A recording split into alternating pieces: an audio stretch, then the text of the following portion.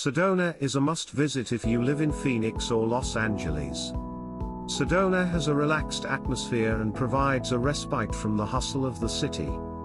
If you're on the way to visit the Grand Canyon, Sedona is only slightly out of the way and the nature here is unique enough to include on your itinerary.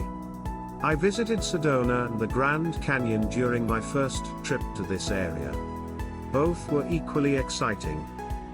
I've arranged the ideal day in Sedona assuming that you're driving from the south, like Phoenix or LA. These are my must-see attractions in Sedona. While some areas may feel touristy, especially if you're visiting on a summer weekend, these sites are iconic for a reason, plus you are a tourist, nothing wrong with that. For more awesome tips on Sedona, check my profile at Travel Mocha. This post is organized so that my recommended spots are located near each other. I've always hated reading posts that take me to locations that crisscross around town. I'd also like to mention that Sedona prefers roundabouts instead of traffic lights. If you're in a two-lane roundabout, please pay attention to signs, so you don't accidentally cut other cars. In the morning.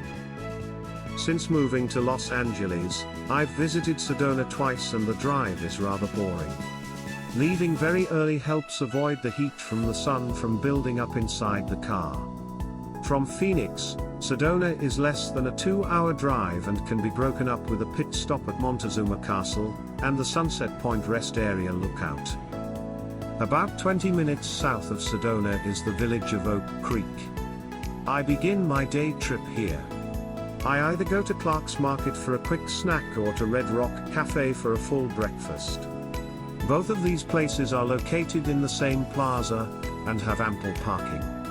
Clark's Market is a pricey grocery store, so I only go here if I forgot to bring apples or protein bars.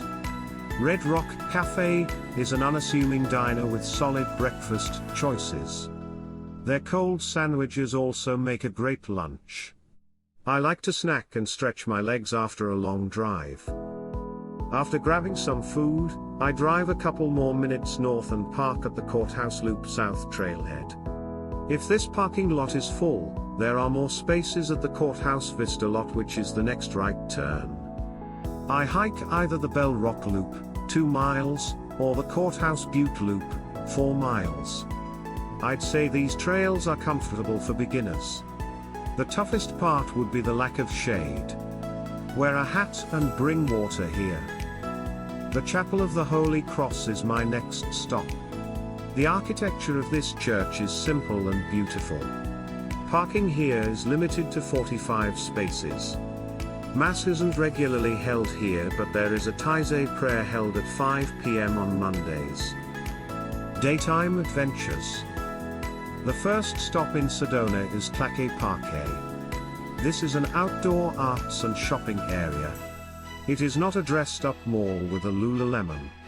These are local shops, art galleries, and wine tastings. It's very cute.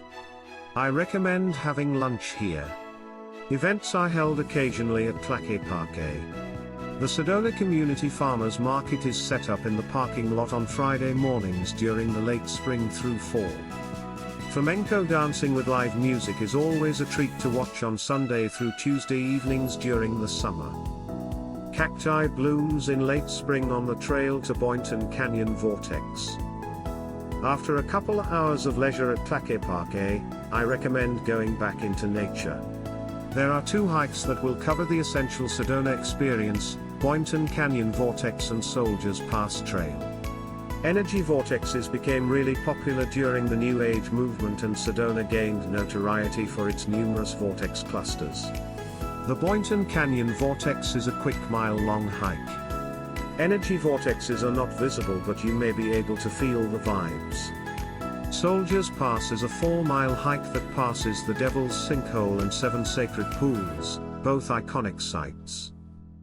You may have seen the Devil's Bridge when searching for Sedona trip ideas. This is also a 4-mile hike, so it can be substituted for the Soldiers Pass trail. I personally prefer the sites throughout Soldiers Pass. Devil's Bridge is heavily crowded and its best view is the arch at the end. There is a line to take a picture on the arch. It's customary for you to take a picture of the person in front of you in line, and likewise the person behind you will take your photo.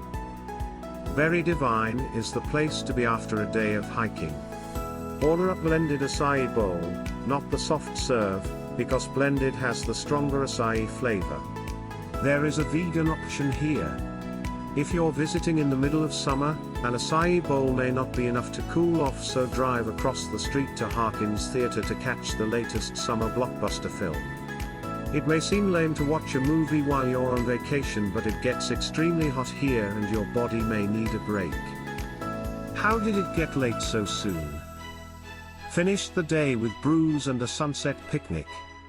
Enjoy local brewed pints and tamales at Oak Creek Brewery on Yavapai Drive, not to be confused with the restaurant in Tlaquepaque. The brewery has a daily happy hour from 4 to 7 p.m., and an outdoor patio. The kitchen also serves nachos and quesadillas, but I think the tamales are the best option here. Sunset views from the airport mesa. Taken in the springtime when gets chilly in the evenings. Afterwards, head to Bashas' or Safeway to get cold drinks and picnic food, pre-made wraps, sandwiches or a pizza. Natural grocers and Whole Foods are also nearby options, but these are obviously more expensive. Drive to Sedona Scenic Airport, look out on Google Maps and park on top of this mesa. Parking here is $3 last time I checked, and they do accept credit cards. This is likely the most popular sunset viewing location in Sedona, and arguably the best. I hope you enjoy your trip to Sedona.